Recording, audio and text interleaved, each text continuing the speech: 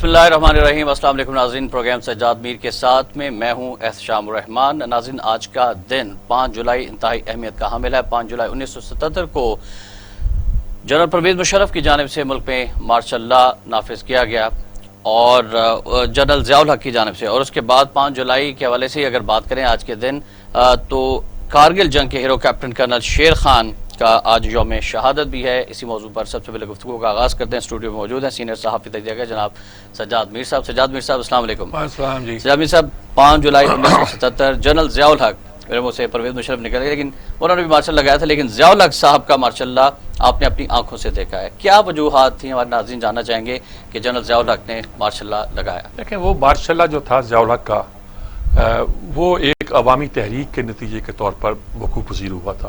Martial law کبھی اچھی چیز نہیں ہوتی جی، لیکن پہلے جو 2 مارشل لا لگے اس ملک میں، ایوب خان کا یا ایون یایا کا، اور پھر اس کے بعد یہ، تو اس کے پیچھے کوئی نہ کوئی تحریکیں تھیں۔ مشرف کا مارشل لا واحد مارشل لا تھا جس کے پیچھے کوئی تحریک نہیں تھی۔ اچھا، رات کو آئے، انہوں نے بدل دیا۔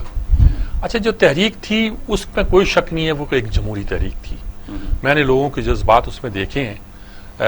اگر بھٹو صاحب دھاندلی نہ کرتے تو بھی جیت جاتے، لیکن انہوں نے اپنی سیاسی زندگی کی سب سے بڑی غلطی یہ کی کہ الیکشن میں پہلے تو خود ہی ان اپوز الیکٹڈ ہو گئے، انڈسپیوٹڈ لیڈر آف دی تھرڈ، پتہ نہیں کیا لکھا گیا ان کی تصویر کے ساتھ، جیسا وہ شمالی کوریا کے لیڈر کے ساتھ لکھا جاتا تھا۔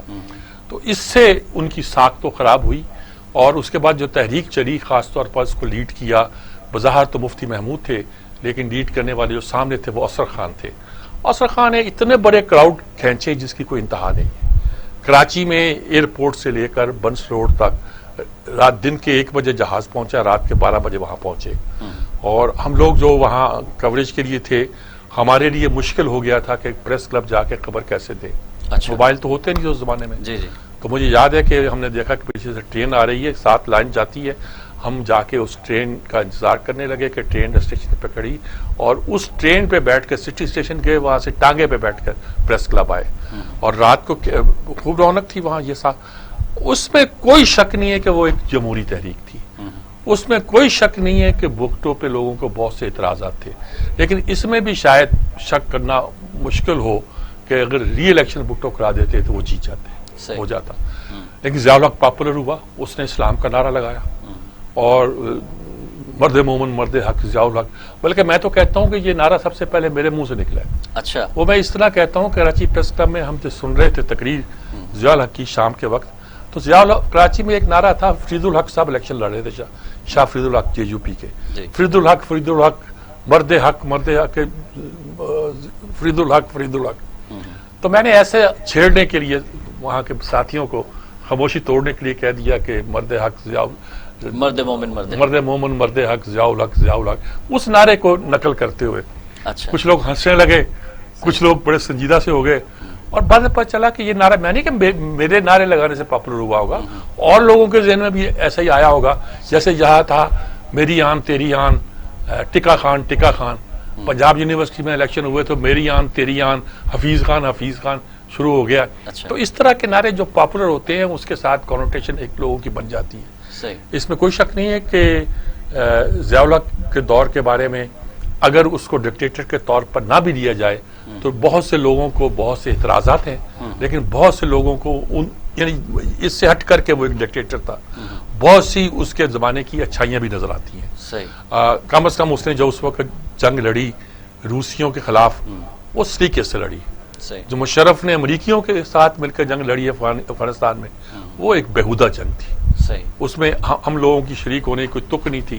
ہمارے اڈے ان کے پاس تھے، شمسی ایئر بیس تھا، یہ شہباز ایئر بیس تھا جے پور آباد کا، اور پتہ نہیں ہم نے کیا کیا کیا، اپنے بندے پکڑ کے ان کو دیے، ان کے سفیر کو ٹھوکرے مار کر ان کے حوالے کیا، جو گوانتانامو میں لے کے گئے۔ مشرف کے زمانے کی صورتحال یہ تھی، لیکن ضیاء الحق کے زمانے میں ایسی بےہودگی نہیں ہوئی ہے۔ ضیاء الحق صاحب کے دور میں ہم نے دیکھا کہ نواز شریف صاحب بھی متعارف ہوئے، پھر نواز شریف صاحب پاکستان کے 3 مرتبہ وزیر اعظم۔ دیکھیں، وہ کہتے ہیں کہ وہ گملے میں لگے، بھٹو کہاں سے آیا تھا؟ وہ بھٹو کو اسکندر مرزا لے کر آئے تھے اپنی ایرانی بیوی کے کانٹیکسٹ میں، کہ ان کی وائف بھی ایریا بھی ایرانی تھی، وہ لے کے آئے تھے چند دن کے لیے، اور اس کے بعد مارشل لگ گیا تھا۔ ایوب خان کی کیبنٹ میں، پہلے کیبنٹ میں وہ شامل تھے. وہاں کس نے شامل کرایا، یہاں کس نے شامل کرایا مجھے نہیں پتا، لیکن ایوب خان کی کیبنٹ میں رہے، ان کو ڈیڈی کہتے تھے. اور انہوں نے تجویز پیش کی تھی کہ اگر مسلم لیگ کا ہر ڈسٹرکٹ میں سیکرٹری جنرل جو ہے ڈپٹی کمشنر کو بنا دیا جائے. انہوں نے ساری وہ باتیں کی تھی جو یعنی کسی مارشاء اللہ کے زمانے میں کہنے کہ اب لوگوں کو ہمت نہیں پڑے گی. یعنی بھٹو صاحب کوئی اس زمانے میں ڈیموکریٹ نہیں تھے. ایسے تاشکن کی بلی تھیلے سے نہ نکال کر انہوں نے ایک پاپولیرٹی حاصل کی. ہم بھی عاشق ہو گئے. ہم نے جب سنا ایسے، سب سے پہلے میں نے ساہیوال بار میں دیکھا، آئے اور آ کے انہوں نے تالیاں بجائی، دونوں ہاتھ اٹھا کے تالی بجانے کا انداز انہوں نے رائج کیا. پاپولر ہو گئی ہے سارے لوگوں کے سے. لیکن جب انہوں نے اپنا نیا نقطہ نظر پیش کیا جو نظریاتی تھا، اور اسلامی سوشلزم اور جمہوریت اور اسلام کا ایک مکسچر کیا، غلط سے صحیح کی بحث نہیں ہے. پہلی بار سوشلزم پاپولر ہوئی. یعنی اس سے پہلے سوشلسٹ ہونا، کمیونسٹ ہونا گویا ایک گالی تھی. انہوں نے پاپولر کر دیا کہ یہ تو اسلام کے مطابق ہے. اور ادھر دوسرا گروپ بن گیا جنہوں نے کہا کہ یہ سوشلسٹ بھی نہیں ہے، یہ تو فاشسٹ ہے، اور اندر اس کے وہ ڈکٹیٹوریل ذہنیت ہے اور یہ معیشت تباہ کر دے گا. اچھا، وہ لوگ الگ ہو گئے. ان کی اور بھی اسلام کے نام پر ایک غلط انٹرپریٹیشن بھی ہوگی. یعنی سب کی صحیح انٹرپریٹیشن تو نہیں ہوگی، غلط بھی ہوگی. لیکن بھٹو صاحب جو تھے وہ پھر جب آئے انہوں نے ساری وہ اصلاحات کی جو جس کا انہوں نے اعلان کیا تھا، اور ساری ناکام ہوئی اکنامک طور پر. کیا یہ سر وجوہات تھی کہ ضیاء الحق صاحب کو آنا پڑا؟ ان کے آنے کی وجہ یہ نہیں ہو سکتی. دیکھنا ہم یہ بھی کہتے ہیں کہ انہوں نے ایٹمی پروگرام کی بنیاد رکھی. ہم یہ بھی کہتے ہیں امریکہ ان سے ناراض ہو گیا تھا کسی بات پہ یا کچھ پر. ایٹمی پروگرام تو اس وقت برائے نام تھا نا جی. اس وقت تو وہ ایسی بات نہیں تھی. ابھی تو کوئی ایک بریگیڈیئر مقرر ہوا تھا جو کچھ وہاں کام کر رہا تھا، زمین کو صاف کر رہا تھا. اچھا. اور اس سے زیادہ کچھ نہیں تھا. پھر سٹارٹنگ ابتدائی مراحل میں تھا. ہاں، اور لیکن اس کے بعد یہ پروگرام تو پھر ضیاء الحق کے زمانے میں مکمل ہوا نا، 84 میں مکمل ہوا. جب ہم نے شہزادہ سلمان کو لائے، شہزادہ کیا نام تھا اس کا، فیصل تھا جو عبداللہ، اور وہ دیکھ کے اس کی آنکھوں میں آنسو آ گئے. وہ ایک عینی شاہد جو پہلے بھی گئے، انہوں نے کہا کہ وہاں ایسے لگتا تھا کہ جیسے کوئی بھیڑے باندھنے کا باڑا ہے، خالی زمین تھی. اور جب اتنے سال کے بعد دیکھا تو کہتا میری آنکھوں میں بھی آنسو آ گئے کہ وہ علاقہ جو تھا وہ بالکل سینٹریفیوج ہمارے چلتے تھے. اور کیا کیا وہاں، یہ یقیناً ہماری بہت بڑی گین تھی. جو چاہے وہ کہتے ہیں چوری کر کے بنائے ہوئے، چوری کر کے ٹیکنالوجی بھی لوگ لیتے ہیں. اس وقت کچھ ہوا جو بھی ہوا، لیکن اس کے نتائج پھر اچھے نہیں ہوئے. بھٹو کا پھانسی لگانا یہ ڈسپیوٹڈ بنا ہمارے یہاں. لیکن اس پہ بہت ہے کہ لوگ بہت خوش بھی ہوئے ہوں گے. لیکن مخالفوں کو بھی میں نے افسوس دیکھا. پروفیسر غفور منسٹر تھے، ان کے ہاتھ کی فائل چھوٹ گئی اور انہوں نے وہ کیبنٹ کی میٹنگ منسوخ کر دی اسے. اور بہت سے لوگ تھے جو یہ نہیں چاہتے تھے کہ اس طرح کیا جائے. یہ ضرور چاہتے تھے کہ بھٹو کو اقتدار سے ہٹایا جائے، کیونکہ اس نے ہماری معیشت کو بھی تباہ کر دیا، جمہوری قدروں کو بھی پامال کر دیا. جے رحیم جیسے آدمی کوئی رات کو پٹائی کر دی ہے. اور بہت سے واقعات دیکھے ہم عینی شاہد ہیں. اس میں نے جیل بھی کاٹی ہم نے. اور یہ کہ لیکن وہ کوئی ایسی کریڈٹ کی بات نہیں کی جاتی. لیکن یہ ہے کہ وہ ایک جینیس تھا، اس میں کوئی شک نہیں، اس میں کوئی شک نہیں. آخر میں چونکہ ہم آگے کارگل کا بھی ایشو ہے، جنرل ضیاء الحق صاحب کے حوالے سے ہم نے دیکھا جب بہاولپور میں طیارہ حادثہ ہوا، اس کے ابھی تک انکوائری جو ہے وہ سامنے نہیں آ سکی. لیکن جو لوگوں کا ٹھاٹھے مارتا سمندر جنازے میں دیکھا ہم نے، لوگ رو رہے تھے، تو اس کا مطلب تھا کہ ان کی پالیسی سے لوگ متفق تھے. متفق ہی نہیں تھے، بلکہ میں نے تو کئی لوگوں کو پاگلوں کی طرح دیکھا ہے جی. یعنی وہ ان لوگوں کی نظر میں جمہوریت اور آمریت نہیں تھی، ان لوگوں کی نظر میں اسلام تھا، اور بھٹو کو وہ اینٹی اسلام سمجھتے تھے. صحیح مسئلہ یہ تھا کہ بھٹو نے بہت سے کام کیے، قادیانیوں کو کیا، جمعے کی چھٹی کر دی، اور بہت سارا کیا، لیکن وہ لوگوں کو کوئی اثر نہیں ہوا. ان کی نظر میں یہ سوشلسٹ ہونا ہی ایک بے دین ہونے کی علامت تھا. اچھا، بہرحال لیکن آج بلاول صاحب کا بھی بیان ہے. آج بلاول صاحب کو کہنا چاہیے، بلاول صاحب کو کہنا چاہیے، انہوں نے یوم سیاہ کہا ہے. بہت سے لوگ اسے یوم نجات کہتے ہیں. میں ان دونوں باتوں کو استعمال نہیں کرتا. میں کہتا ہوں یہ ہماری تاریخ کا ایک برا باب تھا کہ ہمیں دوبارہ مارشل لا میں جانا پڑا. کاش اس وقت الیکشن ہو جاتے، ہماری جو ہے سیاسی جماعتوں میں اتفاق ہو جاتا. سر آج کے دن کی ایک اور اہمیت بھی ہے کارگل جنگ کے حوالے سے ناظرین. اور کارگل جنگ کے hero captain colonel Sher Khan جنہیں نشان حیدر سے نوازا گیا. 22واں یوم شہادت ہے. 5 جولائی 1999 کو کارگل میں انہیں جام شہادت نوش کیا, اور دراز کا وہ علاقہ تھا جہاں پر وہ تقریباً 40 جوانوں کے ساتھ وہاں پر موجود تھے, اور جب حملہ کیا, بھارت کی جانب سے حملہ کیا گیا اور انہوں نے ڈٹ کر مقابلہ کیا, اور پھر بھارتی جو کمانڈر تھا اس نے ان کے جسد خاکی کے ساتھ ایک خط لکھا اور اس میں ان کی بہادری کی تعریف کی. پھر حکومت پاکستان کی جانب سے انہیں نشان حیدر سے نوازا گیا. اصل بات یہ ہے کہ یہ کارگل سے پہلے لاہور بس یاترا ہو چکی تھی. واجپئی بس پہ یہاں آئے تھے, مشرف کی قیادت میں ہماری فوج نے ان کو سلوٹ کرنے سے انکار کر دیا تھا. اگرچہ اس سے پہلے ہماری فوج شیخ مجیب الرحمان کو سلوٹ کر چکی تھی, وہ ٹکا خان کے زمانے کی بات تھی. اور وہ واجپئی جب مینار پاکستان پہ گئے, اس نے کہا کہ اس کو چھوٹا واقعہ نہ سمجھے, میرا یعنی RSS کے حامی کا جہاں آنا اس بات کی اعلان ہے کہ ہم اس کو تسلیم کرتے ہیں, اور یہ معمولی بات نہیں ہے. شاید ہم اس تاریخ کے اس لمحے کو سمجھ نہیں سکے, اور این چند ماہ بعد اس کے بعد کارگل کی چوٹیوں پر یہ واقعہ, جس کے بارے میں لڑائی یہ ہوتی رہی کہ نواز شریف کو اعتماد میں لیا گیا تھا کہ نہیں لیا گیا تھا. لیکن میرا خیال ہے پہلے تلاش کرنا چاہیے کہ GHQ کی فائلوں میں یہ ہے کہ نہیں ہے.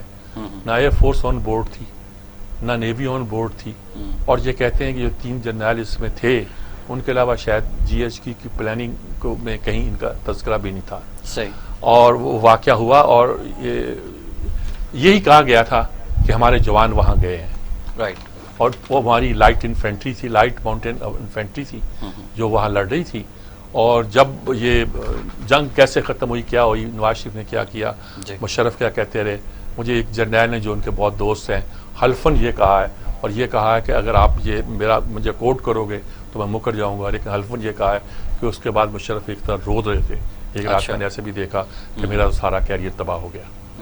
اور لیکن اس پوری صورتحال کے باوجود جب پاکستان یہ سارا معاملہ ختم ہوا تو پاکستان کو اس بات کا اعتراف کرنا پڑا کہ یہ ہماری فوج کے جوان تھے, اور کئی شہادتیں ہوئیں, اور ان کا تو ہم نے کباڑا کر دیا تھا. ہماری نظریں سامنے تھی. یہاں تو ہمیں ایئر ملتا پروٹیکشن, لاجسٹک ملتی ہمیں وڈرا کرنے کا, وہاں 21 دن سے زیادہ آپ جی نہیں سکتے. صحیح. آپ کو بدلنا پڑتا ہے لوگوں کو. ہم نے کوئی بندوبست نہیں کیا تھا. ہم نے بس جا کے دیکھا کہ اب سری نگر سے لداخ کو جانے والی سڑک ہماری نظر میں ہے, تو ٹھیک ہے نظر میں ہے, تو آپ وہاں کتنے دن بیٹھے رہیں گے؟ آپ اپنے بندوں کو واپس بلائیں گے, ان کی جگہ نئے بھیجیں گے, کیسے بھیجیں گے؟ وہ آپ نے انتظام ہی نہیں کیا تھا.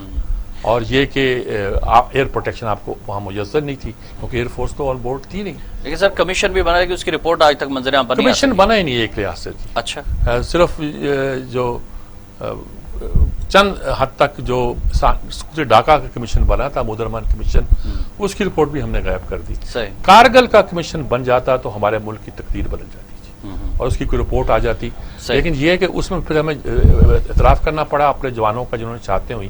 اس میں لالک جان اور یہ شیر محمد یہ نشان حیدر پایا انہوں نے, اور یعنی یہ اس بات کا اعلان تھا کہ وہاں لڑنے والے کوئی مجاہد نہیں. بالکل, اور ہم پوری قوم سلام پیش کرتی ہے اپنے ان شہداء کو. ناظرین آگے بڑھتے ہیں, آج کی بڑی اہم سٹوری ہے.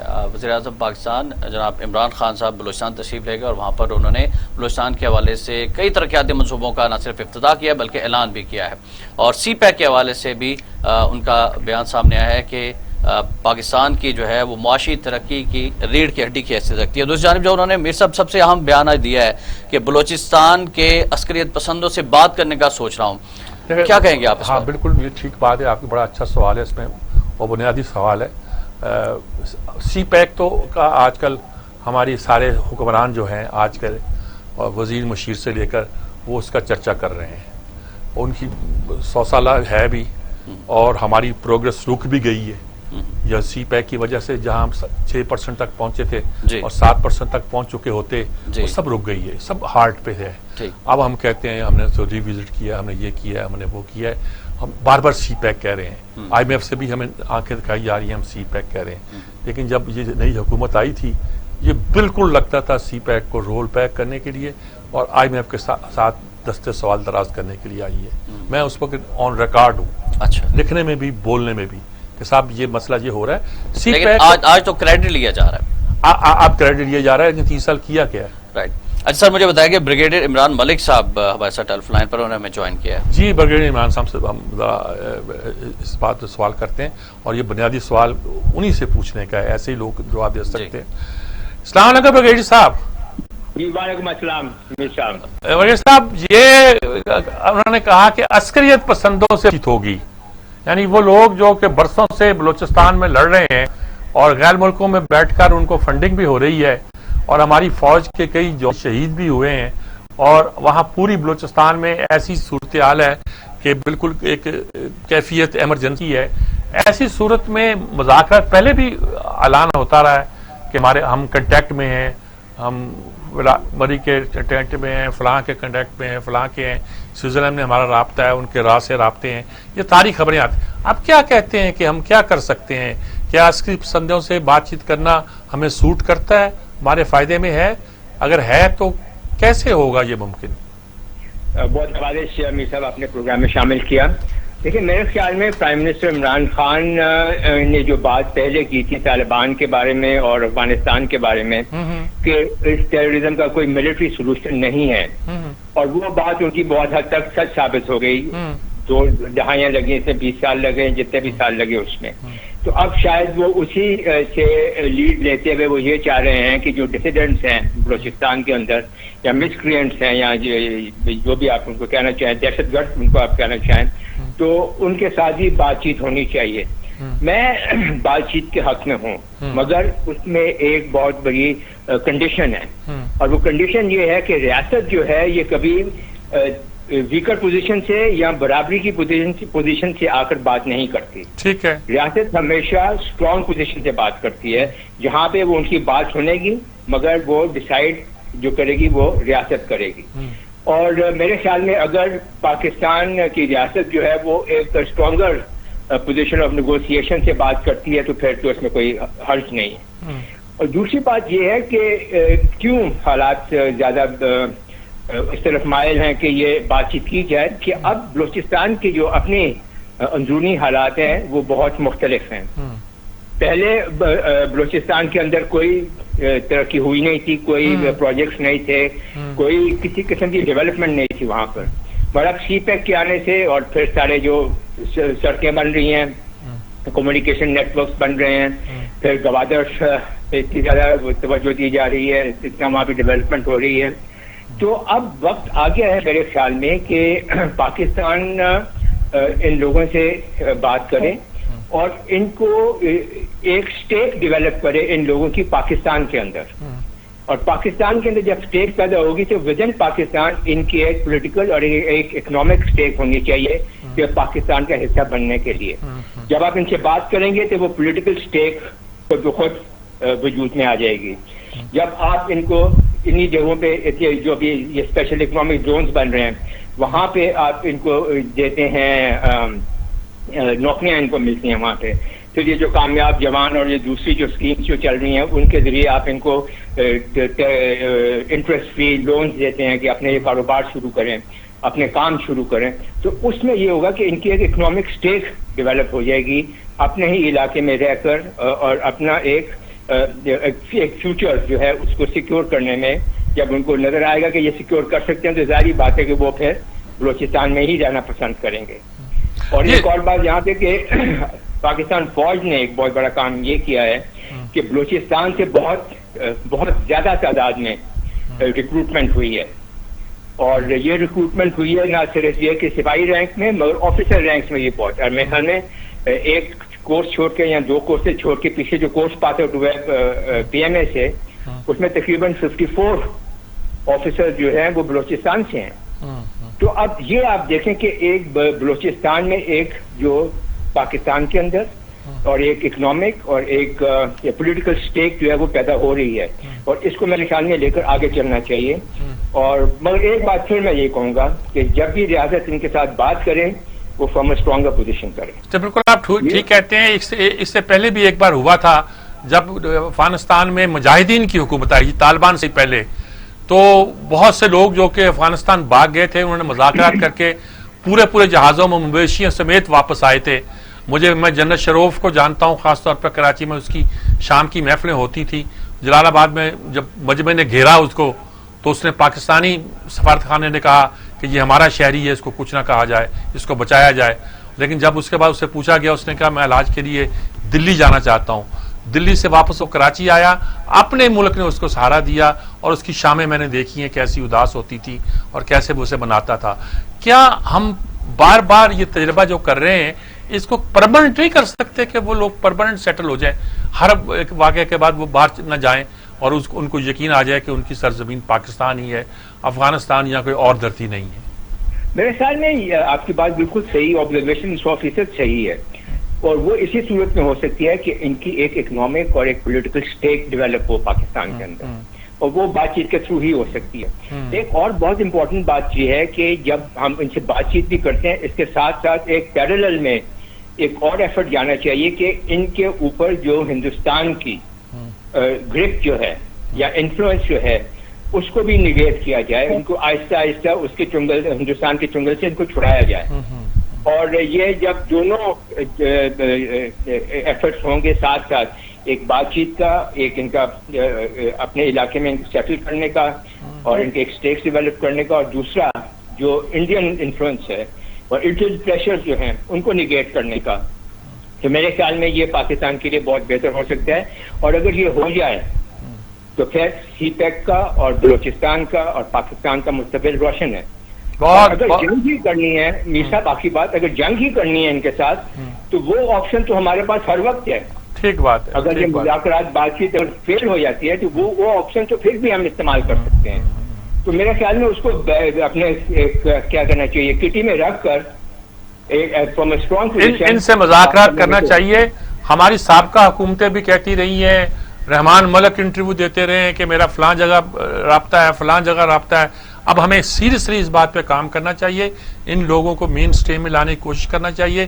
انشاءاللہ بلوچستان کی صورتحال بھی بہتر ہوگی. بہت شکریہ آپ کا بریگیڈیئر صاحب، آپ نے بہت ہماری رہنمائی کی. یہ ٹھیک ہے جی، ان کی باتیں جو ہیں اس پہ غور ہونا چاہیے، مذاکرات ہونے چاہیے لیکن اسٹرینتھ کی پوزیشن پہ. رائٹ، بالکل کمزوری نہیں دکھانی چاہیے. رائٹ سر صاحب، ایک بریک کے لیے ہمیں جانا ہے. ناظرین بریک سے واپس آئیں گے تو ہم بات کریں گے افغانستان کی تیزی سے بدلتی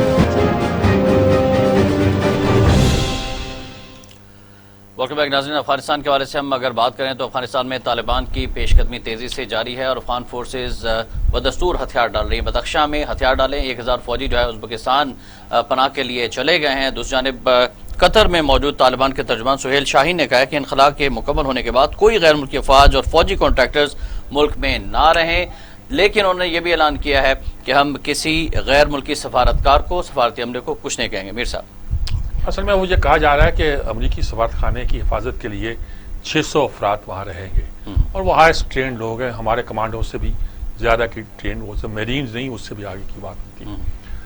یہ کچھ اعتراضات اس کے حوالے سے کر رہے ہوں گے کہ اس کے نام پہ کچھ شاید 1500 بلیک واٹر کے لوگ وہاں رہیں گے، تو یہ ان کے حوالے سے بات کر رہے ہوں گے. تو وہ کہتے ہیں خالی کرو، ان کا سٹینڈ یہی ہے ملک نظر. تو خالی تو پورا فوجی برداشت نہیں کریں گے. ہاں، مطلب یہ کہنے کا مطلب ان کا یہ ہے. لیکن سوال یہ ہے کہ بات بڑی کلیئر ہے کہ وہ اس وقت امریکہ یہ تو کم از کم نہیں چاہتا کہ، جہاں تک میرا اندازہ ہے کہ کابل پہ وہ نہیں چاہتا کہ طالبان قبضہ کر لے. باقی چاہے افغانستان پہ ان کا ہو، پھر شمالی اتحاد ان سے خود لڑے گا. شمالی اتحاد جو ہے وہاں کے لوگ جو ہیں وہ طالبان کو ایکسیپٹ نہیں کرتے. ان کو پختون لیڈرشپ سمجھا جاتا ہے، ان کو ذرا دوسرا تاجک اور بہت سارے لوگ اس میں ہوتے ہیں، دوستوں وغیرہ تھا اس میں. یہ ساری صورتحال میں ہمارے لیے بڑی مشکلات ہیں. ہمارے لیے مشکلات یہ ہیں کہ طالبان اگر خدا نہ خواستہ ہارتے ہیں تو ساری فورسز ہمارے سر پہ سوار ہوں گی، اور اگر جیتتے ہیں تو پھر کس حد تک ہمارا ان سے ایک طرح کی مفاہمت ہوگی یا پھر وہ منہ زور ہو کے کام کریں گے. میر صاحب 80% علاقے پہ تو ان کا کنٹرول ہو چکا ہے، تو وہ تو فتح کے شادیانے پہ جاتے جا رہے ہیں، فتح کے موڈ میں ہیں. لیکن ابھی تک جو ایک وہاں سٹرکچر بننا پولیٹیکل، اس میں کیسے رول ادا کر سکتے ہیں یہ کوئی واضح نہیں ہے. امریکہ کی اسٹریٹجی ہوگی، لیکن امریکہ کے لوگ ماہرین وہاں کے خود کہتے ہیں کہ 6 مہینے کے بعد شاید ہم وہاں کی افغان حکومت ہولڈ نہ کر سکے. لیکن امریکہ بھی وہاں پر پولیٹیکل سیٹلمنٹ میں ناکام دکھائی دیا ہے. ظاہر ناکام ہے. طالبان سے ان کی بات الگ ہوئی ہے، افغان حکومت سے الگ ہوتی ہے. افغان حکومت مانگتی ہے کہ صاحب آپ نے ہمیں استعمال کیا، اب ہم آپ کے بغیر ہم کہاں جائیں گے، وہ مانگ رہی ہے.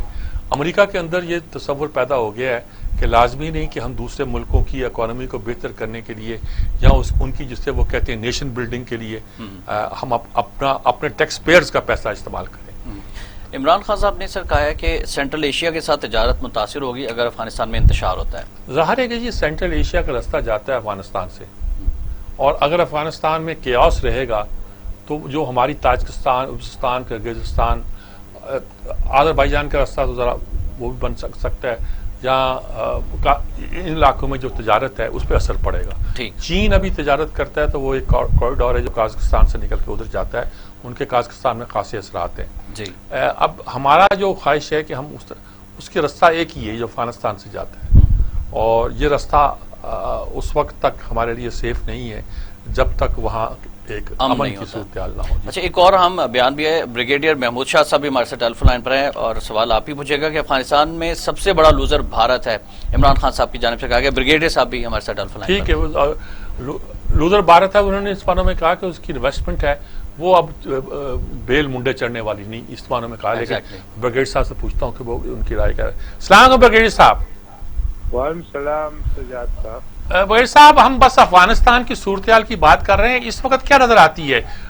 انہوں نے طالبان نے تو کہا ہے کہ اگر ایک سپاہی بھی رہے گا اور یہاں ٹھیکیدار جس کو کہا جاتا ہے بلیک، تو ہم ان کو نہیں چھوڑیں گے.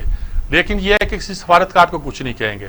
ظاہر ہے پاکستان کے بڑے کنسرن ہیں، طالبان آتے ہیں تو کنسرن ہے، نہیں آتے ہیں تو کنسرن ہے. آپ کیا کہتے ہیں، کیا صورتحال ہے واقعی؟ میرے خیال میں افغانستان میں حالات ٹھیک تو نہیں ہے، لیکن پاکستان کی اور جو دوسرے ریجنل پاورز ہیں جیسے رشیا ہے، سینٹرل ایشین ریپبلک سے، یہ تین ممالک بھی بڑے ممالک ہیں، اور چین ہے، پاکستان ہے، ایران ہے، ترکی ہے. ہماری خواہش ہے کہ وہاں پر جنگ نہ چھڑی جائے، اور ہماری طرف سے ان کو مشورہ یہی ہے، اور وہ اگر اس بات کو سمجھتے ہیں تو میرے خیال میں افغانستان میں امن ہوگا.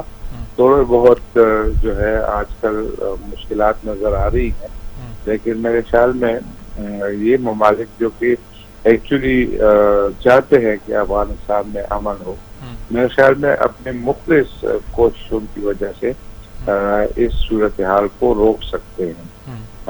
ویسے بہت ہی غیر یقینی صورتحال ہے افغانستان میں، اور لوگ ڈرے ہوئے ہیں، خوف بہت زیادہ ہے.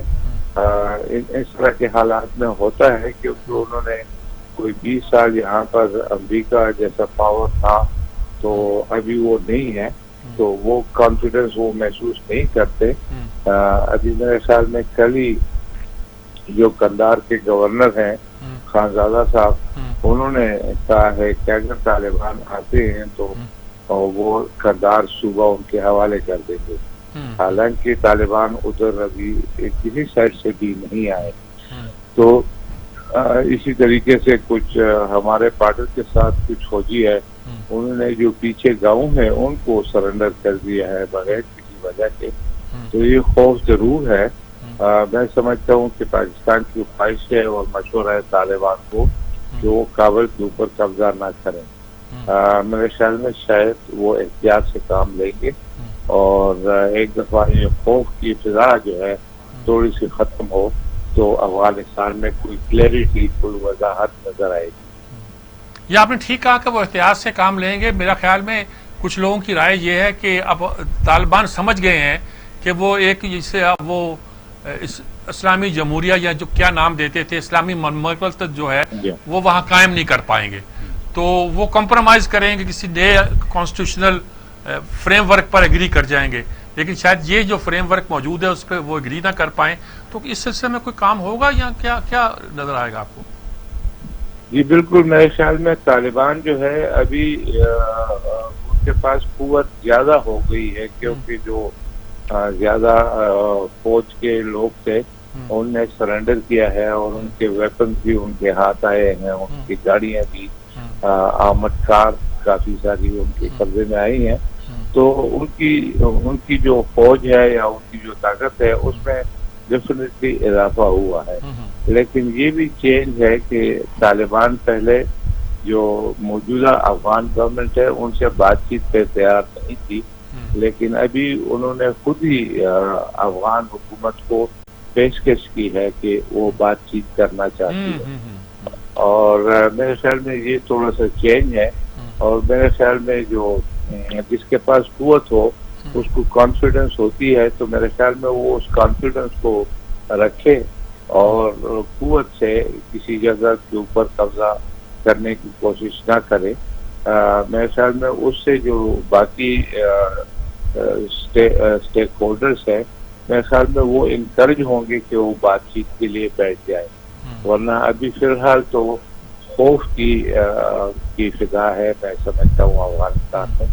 لیکن میرے خیال میں طالبان کوشش کریں گے کہ وہ خوف نہ ہو اور باقی لوگوں کو وہ کانفیڈنس دے تاکہ وہ بیٹھے، اور یہ اس طرح کی ایک گورنمنٹ اگر تشکیل پائی جائے جس کے اندر تمام جو اسٹیک ہولڈرز ہیں ان کی نمائندگی ہو، تو میں سمجھتا ہوں کہ پھر وہ اکٹھے بیٹھ کر طالبان کو سمجھایا بھی گیا ہے، اور میں اس چیز کو سمجھتے ہیں کہ ان کا جو پوائنٹ آف ویو ہے، اسلامی نظریہ ہے، اس کے ساتھ کافی سارے لوگ ایگری نہیں کرتے، اور میرے خیال میں ان کو تجربہ ہی ہے کہ انہوں نے پہلے حکومت بنائی تھی لیکن سارے لوگ ان کی طرف نہیں تھے، تو ان کو چاہیے کہ وہ ان لوگوں کو اسپیس دے جو ان کے خیالات سے اتفاق نہیں کرتے، لیکن وہ بہر سال مسلمان ہیں اور وہ وہاں پر رہنا چاہتے ہیں۔ ٹھیک بات،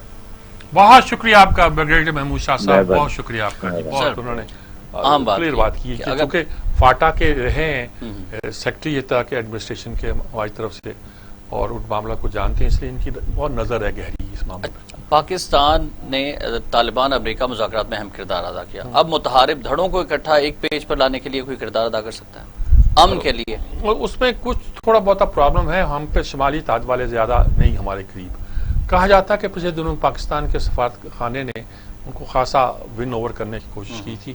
افغان حکومت ہمارے خلاف بیان دیتی رہتی ہے، وہ تو گویا امریکہ کی وہ ایک طرح کی بی ٹیم ہے جو وہاں بیٹھی ہوئی ہے، تو یہ سارے مسائل تو پیدا ہوں گے، لیکن ہمیں بڑے تحمل کے ساتھ اور بصیرت کے ساتھ اس مسئلے کو لے کے آگے بڑھنا ہوگا، کوئی بچگانہ حرکت نہیں کرنی۔ سفارتکاری بھی تیز کرنی ہوگی۔ سفارتکاری بہت اچھی اہم ہے۔ سر ایک اور اہم خبر ہے جو اپنے ناظرین تک پہنچانا چاہوں گا، جوہر ٹاؤن میں جو بم دھماکہ کیا گیا اس کا جو تانے بانے تھے اور وہ سارے منصوبہ ساز پکڑے جا چکے ہیں، بھارت اس میں ملوث ہے، را اس میں ملوث ہے، اور شاہ محمود قریشی صاحب نے سر یہ فرمایا ہے، بیان دیا ہے کہ ہم یہ معاملہ عالمی سطح پر اٹھائیں گے۔ یہ پہلی بار ہے جی کہ پاکستان کی حکومت نے اوپنلی آ کے یہ بات کہی ہے کہ انڈیا متاثر ہے، ہمارے پاس اس کا ثبوت ہے، ملوث ہے۔ ہمارے پاس جو پیسے وہاں سے جاتے تھے انڈیا سے دبئی کے راستے آتے ہیں، ان سب کا جو ٹریک ہے وہ ہم نے ٹریس کیا ہوا ہے، اور ہمیں یہ معلوم ہے کہ ہندوستان میں کون آدمی جو ہے اس کا ماسٹر مائنڈ ہے۔ ہمیں یہ بھی معلوم ہے کہ پاکستان میں اس کا جتنا نیٹ ورک تھا وہ ہم نے پکڑ لیا ہے، اور وہ افغان باشندے تھے لیکن اب پاکستانی شناختی کارڈ پہ یہاں رہ رہے ہیں، اب ایک طرح کے پاکستانی ہیں، یعنی افغانی بھی ان کو کہا جا سکتا ہے۔ دیکھیے پاکستان میں یہ بڑا پرابلم ہے، کئی ملکوں کے شہری پاکستان میں رہتے ہیں جن کو ہم پاکستان کے شہری نہیں سمجھتے۔ 30 لاکھ افغانی ہیں، 30 لاکھ بنگالی ہیں، اور اگر دیکھا جائے ایرانی بھی بہت سارے پاکستان میں موجود ہیں، اور اگر دیکھا جائے تو اس کے علاوہ بھی بنگلہ دیشی بہت بڑی بنگلہ دیش میں بنگالی ہیں وہ تو موجود ہے، اور اس کے علاوہ بھی افریقن لوگ جو ہیں آپ کو کراچی میں نظر آئیں گے، آپ کہیں گے یہ یہاں کیا کر رہے ہیں، نظر آتے ہیں کہ یہ افریقن ہیں اپنے شکل و شباہ سے، لیکن وہ یہاں ہیں پاکستان میں صحیح، اور وہ رہ رہے ہیں، ان کے پاس شہریت بھی نہیں ہے۔ اب بلکہ وہ کراچی کے بنگلہ دیشیوں کے بارے میں یہ آیا تھا کہ 30 لاکھ کا ان کا وہ بستی ہے اور ان کے پاس شناختی کارڈ نہیں ہے، ان کو ویکسینیشن نہیں ہوگی تو وہ ایک ہمارے لیے ایک ہیلتھ ہیزرڈ تو ہوگا نا جی۔ ایگزیکٹلی، تو وہ کیا کیا جائے ان کا؟ ہم یہ اس طرح کے بہت سے مسائل پاکستان کو درپیش ہیں، پاکستان کی اکانومی پر بھی پڑتے ہیں، ہمیں اس کا کوئی مستقل حل نکالنا پڑے گا۔ ان لوگوں کو ہم کیسے ٹریٹ کریں، ان لوگوں کو کیسے اسیمیلیٹ کریں، یا ان لوگوں کو کیسے ریپیٹریٹ کریں، یہ ہمیں سوچنا پڑے گا۔ اور اس کے بارے بغیر دیکھیے اتنے افغانیوں کی 50 لاکھ یا کتنے افغانیوں کی ہم نے مہمان نوازی کی ہے، اور جب دنیا ہمیں اس کی لیے مدد نہیں دیتی تب بھی ہم ان کی مہمان نوازی کرتے تھے۔ شاید پاکستان کی معیشت میں تھوڑا بہت وہ حصہ بھی لیتے رہتے ہیں، لیکن ہمارے لیے ان کیمپوں کا ہونا جو ہے نا وہ ایک سیکورٹی ہیزرڈ تو ہے ہی نا جی. ایگزیکٹلی. اور وہ سب شکایتیں اچھا، اس میں یہ ہمارے قانون نافذ کرنے والے اداروں کی بھی بہت بڑی کامیابی ہے کہ پورا ٹریس کر لیا اور پھر گرفتاریاں بھی کر لیں. یہ بہت بڑا اس میں واقعہ ہے. اب اس پہ کوئی اس کی ڈیپ جا کے تلاش کرے کہ کیسے تلاش ہوئے، کیا ہوا. ہمارے یہاں سیف سٹی پروجیکٹ ہے، انہوں نے کیا. ہماری انٹیلیجنس ایجنسیوں نے کیسے کام کیا، ہمیں اس نیٹ ورک کا کیسے پتہ چلا، اور 3-4 دن کے اندر ہم نے ان کو کیسے کریک ڈاؤن کر دیا. اور انڈیا میں ان کے جو بھی ہیں وہ ہمارے ریکارڈ میں ہوں گے نا جی. ہم نے اس کے ساتھ ٹیلی کر دیا، معلوم کر دیا کہ بمبے میں انہوں نے چیک کے ساتھ بھیجا تھا اور وہاں سے کہاں یہ چیک آئے ہیں. یعنی یہ چیک جہاں آئے ہوں گے کسی راستے سے پیسہ آیا ہوگا، ہم نے وہ ٹریس کیا. سر سلمان عابد صاحب نے ہمیں جوائن کیا، ان کے پاس بھی کافی معلومات ہیں. جی سلمان عابد صاحب کے بارے سے بات کرتے ہیں. جی سلمان عابد صاحب کیا حال ہے آپ کے؟ ہمیں لائن ڈراپ ہوئی، دوبارہ ہم ان سے کوشش کرتے ہیں، لیکن ہم اپنی گفتگو جاری رکھتے ہیں. ہاں دیکھیں، یہ جو ساری صورتحال ہے کہ یہ کوئی معمولی بات نہیں. جہاں جو دھماکہ ہوا ہے اسے وہاں ناکہ تھا جو حافظ سعید کے گھر کو جاتا ہے. حافظ سعید کا گھر ایک سب جیل ہے. اسے قریب واقع کرنے کا مطلب یہ ہے کہ وہ سیکورٹی اہلکاروں کو نشانہ بنانا چاہتے ہیں. وہ اس کے بغیر قریب دھماکہ کرنے کا دوسرا مطلب یہ ہو سکتا ہے کہ پیغام دینا چاہتے ہیں کہ ہم جہاں پہنچ سکتے ہیں تو آگے بھی پہنچ سکتے ہیں. FATF کا بھی معاملہ تھا. سلمان صاحب دوبارہ ہمارے ساتھ. جی سلمان عابد صاحب ساتھ ہیں ہمارے. جی السلام علیکم سلمان عابد صاحب. جناب السلام علیکم میر صاحب، کیسے آپ؟ کیا حال ہے جناب؟ بس ہم بات کر رہے ہیں کہ یہ جو جوہر ٹاؤن میں حافظ سعید صاحب کے گھر کے پاس دھماکہ ہوا ہے اور ہم نے اس کو ٹریس کر لیا انڈیا تک، کیا کہیں گے آپ اس ساری صورتحال پہ؟ دیکھیے یہ بات تو کافی عرصے سے چل رہی تھی کہ پاکستان کے اندر جو ہے بھارت جو ہے وہ پاکستان کو غیر مستحکم کرنے کی ہر ممکن کوشش کرتا ہے. اور یہ تانے بانے میر صاحب پہلی دفعہ نہیں ہوئے. اس سے پہلے جب گیلانی صاحب وزیر اعظم تھے تب بھی، پھر راجہ پرویز اشرف وزیر اعظم تھے، پھر نواز شریف وزیر اعظم بنے. ہر دور میں ہم نے UN اقوام متحدہ سمیت متعلقہ اداروں کو یہ برابر کروایا کہ بھارت پاکستان کے اندر جو ہے وہ دہشت گردی کے واقعات میں ملوث ہے. بالکل بشن یادیو کا واقعہ بھی آپ کے سامنے ہوا. لیکن بدقسمتی یہ ہے کہ عالمی دنیا ان معاملات پر کوئی بڑا نوٹس نہیں لیتی. اور اب بھی جس انداز سے پاکستان نے بڑی جسے کہتے ہیں تفتیش کرنے کے بعد یہ سارا معاملہ ابھارا ہے اور اٹھایا ہے کہ جس طرح سے بھارت نے اس حالیہ دہشت گردی میں اس کے ملوث ہونے کے ثبوت ملے ہیں. لیکن سوال یہی ہے کہ بلی کے گلے میں گھنٹی کون باندھے گا؟ بھارت تو یہ تسلیم نہیں کرے گا. عالمی قوتیں جو ہیں وہ اس وقت پاکستان کے مقابلے میں بھارت کے ساتھ کھڑی ہیں. تو ایسے میں ہماری جو اپنی سفارتی ڈپلومیسی ہے اسی کے اندر بڑا ایک رول پلے پاکستان کو کرنا ہوگا. یہ بار بار دنیا کو بات کروانا ہوگا کہ بھارت جو ہے بنیادی طور پہ پاکستان کو ڈی اسٹیبلائز کر رہا ہے. اب آپ دیکھیے نا افغانستان کا جو صورتحال آپ تو مجھ سے زیادہ بہتر جانتے ہیں میر صاحب. وہاں جس طرح انداز سے امریکہ جا رہا ہے اور خالی جا رہا ہے، ناکام ہو کے جا رہا ہے، ہاتھ جاڑ کے جا رہا ہے، ایک بہت بڑی جسے کہتے ہیں کہ گیپ دے کے جا رہا ہے. اب وہاں جو لڑائی ہوگی اس کا ڈائریکٹ امپیکٹ پاکستان کے اندر بھی پڑے گا. تو بنیادی طور پہ تو یہ انڈیا کو سوٹ کرتا ہے کہ پاکستان ڈی اسٹیبلائز رہے اور وہ چاہے گا کہ افغانستان ٹھیک ہونے کی بجائے خراب ہو. کیونکہ آپ کو پتا ہے کہ امریکہ پہ دباؤ ڈالتا رہا ہے کہ جو افغان پیس پروسیس ہے اس میں پاکستان بھارت کے کردار کو تسلیم کر کے اس کے وجود کو تسلیم کرے، جس میں پاکستان انکاری تھا. تو اب پاکستان اس سے انکاری تھا اور جو اس وقت افغانستان کی صورتحال بن رہی ہے تو بھارت کو سوٹ کرتی ہے کہ پاکستان کے اوپر پریشر رہے، پاکستان پہ دباؤ رہے، پاکستان میں دہشت گردی جو ہے وہ پہلے. تو مجھے لگتا ہے کہ اس معاملے میں پاکستان کی مشکلات بڑھیں گی، کم نہیں ہوگی. اور آنے والے کچھ عرصے میں آپ دیکھیے گا کہ یہاں پر پاکستان کی صورتحال کو بنیاد بنا دیکھیں تو پاکستان بہت مشکل وقت ہوگا. اب دیکھنا یہ ہے کہ پاکستان انداز سے سارے معاملے کو نمٹتا ہے، کیونکہ مجھے کوئی بڑی توقع نہیں ہے کہ انٹرنیشنل دنیا جو ہے وہ بھارت کو کسی بڑے دباؤ میں لائے گی. کیا کریں ہم پھر؟ اب دیکھیے اب جو امکانی پہلو پیدا ہوا ہے نا وہ تو یہ ہے کہ 2 نئے بلاکس بن رہے ہیں. ایک بلاک میں چین ہے، روس ہے، ایران ہے، پاکستان ہے، ترکی ہے، ملائیشیا ہے. دوسرا بلاک جس کو امریکہ لیڈ کرنے کی کوشش کر رہا ہے اس میں آسٹریلیا ہے، اس میں جاپان ہے، اس میں بھارت ہے، اس میں امریکہ ہے، اس میں کوریا ہے. یہ ایک بلاک بن رہا ہے. تو مجھے لگتا ہے کہ اب یہ جو بلاک نئے بن رہے ہیں، نئے امکانات پیدا ہو رہے ہیں، پاکستان رشیا کا قریب آنا، چین کا اس پورے معاملے میں لیڈ کرنا، یہی کوئی ایک بڑا پریشر بلڈ کر سکے گا ہندوستان کے اوپر. فی الحال اس کے علاوہ تو کوئی امکانی پہلو نظر نہیں آ رہا، کیونکہ کشمیر کے معاملے پہ بھی بھارت کو لچک دکھانے کے لیے تیار نہیں ہے. اور جو آج ڈاکٹر معید یوسف ہے انہوں نے کہا کہ جو بھی بیک ڈور مذاکرات چل رہے تھے اب وہ بھی ختم ہو گئے. ٹھیک آپ کہہ رہے ہیں، اور ہم یہی توقع کر سکتے ہیں کہ یہ ایک آسان لڑائی نہیں ہے، مشکل لڑائی ہے، اور اللہ پاکستان کے لیے مشکلات زیادہ ہوں گی، مشکل پیدا ہوگی. بہت شکریہ آپ کا سلمان عابد صاحب. اللہ تعالیٰ پاکستان کو حفظ و امان میں رکھے. لیکن کیا آپ سجاد میر صاحب سمجھتے ہیں کہ خدا نخواستہ کوئی مس ایڈونچر کیا جا سکتا ہے بھارت کی جانب سے اس تمام تر سیناریو میں؟ مس ایڈونچر تو وہ اس طرح تو نہیں کرے گا، لیکن کئی جو انٹرنل مسائل ہے وہ پیدا کرے گا. بلوچستان کرے گا، کراچی میں کرے گا، اور اب پنجاب میں بھی ان کے ٹارگٹ بن گئے جو پہلے نہیں تھے. فاٹا میں تھے، خیبر پختونخوا میں، یعنی کہ اب تو علاقہ ان کا ہے. تو ہم نے اپنے سیکورٹی ایجنسیوں کو ان سب علاقوں تک پھیلا رکھا ہے. اب ایک بات تھی کہ یہ سینٹرل پنجاب خاص طور پر ان کی بیک بون ہے ہماری فوج کی. ہم نہیں چاہتے کہ یہاں کوئی ایک طرح کی وہ ان کی انوالومنٹ ہو اور اس کے معاملے میں پھر بعد میں ریزنٹمنٹ پیدا ہوتی ہے. فوج جہاں آتی ہے ظاہر ہے کہ وہ تو آتی ہے سیکورٹی کے پوائنٹ آف ویو سے، لیکن لوگوں کی شکایتیں پھر اور طرح کی بن جاتی ہیں.